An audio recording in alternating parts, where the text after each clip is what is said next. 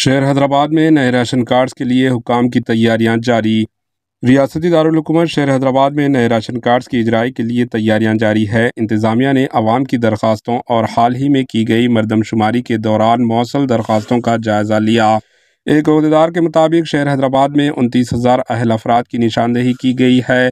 اس کے علاوہ می سیوا سینٹر سے اب تک 1,02,000 درخواستیں موصول ہوئی ہے۔ حکام کا اندازہ ہے کہ ضلع میں 70 تا 80 ہزار افراد نئے راشن کارڈ کے اہل ہو سکتے ہیں۔